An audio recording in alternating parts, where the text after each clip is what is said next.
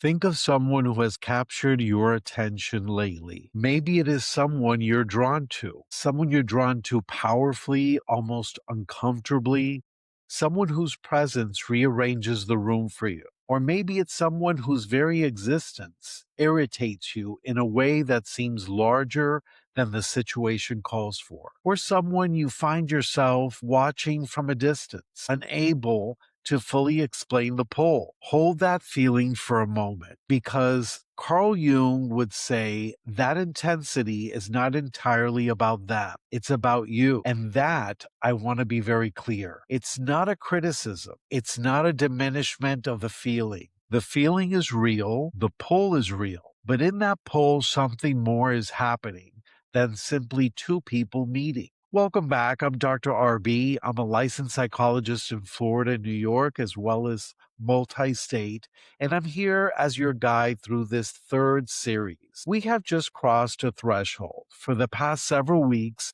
we were deep in series two, was all about the inner critic, that relentless inner voice that shapes how we love, how we protect ourselves, and how we decide what we deserve. We looked at where the inner critic was born, how it wears the costume of perfectionism, and how it distorts what love feels like from the inside. Well, today we're beginning series three. We are calling it the relationships at the threshold. And in this first episode of this series is really the foundation.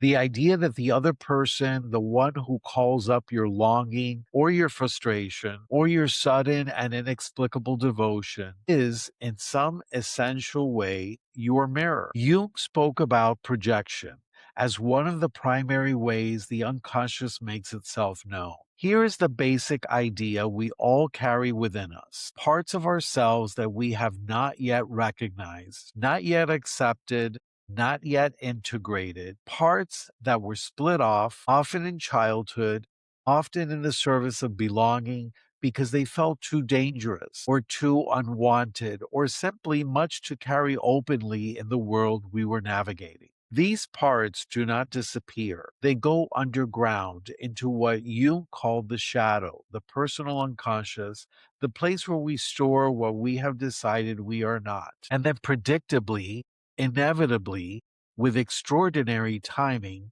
we meet someone in whom we seem to be exactly that quality. The intensity we feel towards them is the signal, not a signal about them exactly, but a signal about what in us is asking to be seen. When we fall in love with someone's boldness, it is often because boldness is something we haven't yet claimed in ourselves. When someone's carelessness enrages us beyond proportion, it is often because some part of us is managing very carefully our own fear of being careless, the part we have been keeping safely invisible. When we are captivated by someone's freedom, their ease, their apparent willingness to live without apology, that captivation is not random. It is the psyche pointing. There, it says. That is something in you that has not yet been lived or developed. This is called projection,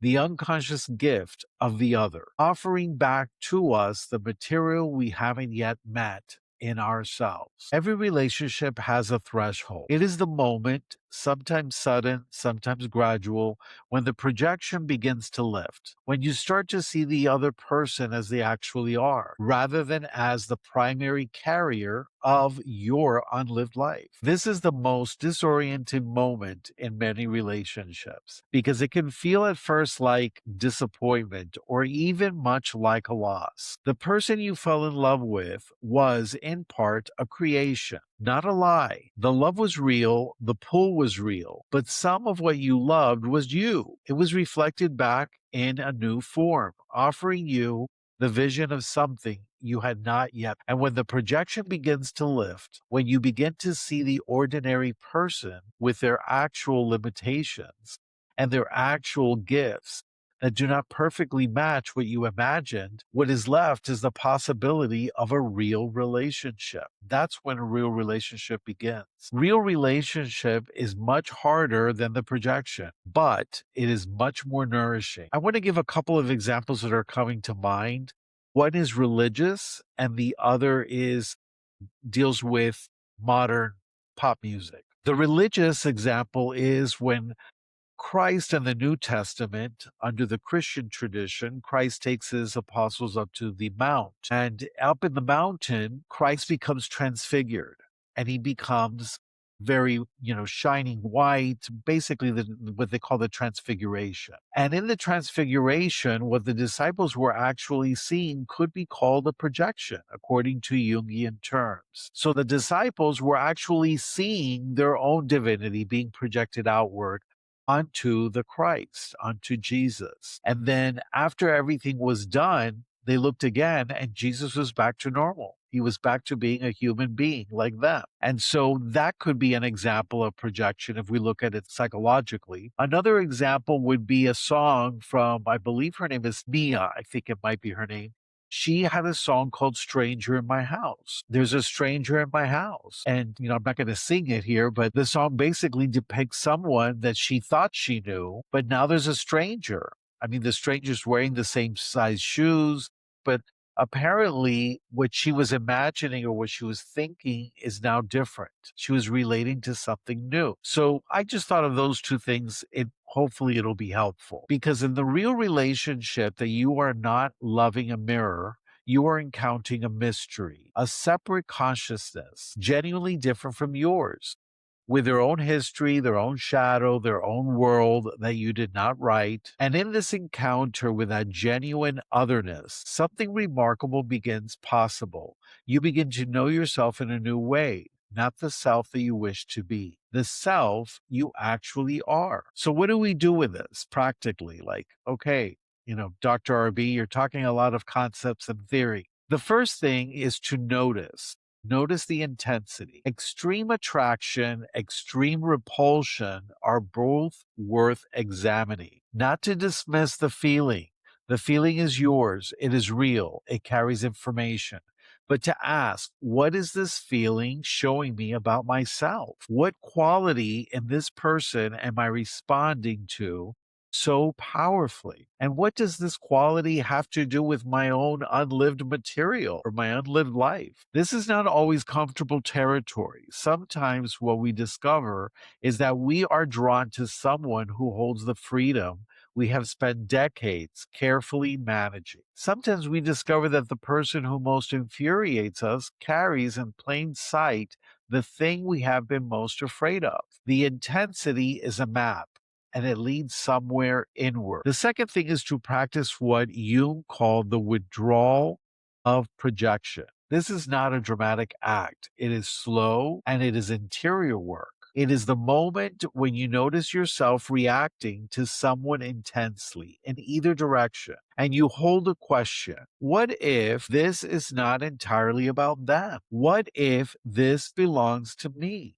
And let me tell you, those are two powerful questions, especially when you're in the grip of the projection. The question does not dissolve the feeling, but it begins to redirect its energy from the other person back to the territory of the self, where it is asking to be integrated. And I just want to stop here for a minute, because it's very important that when you are in the middle of a projection, and what does that mean?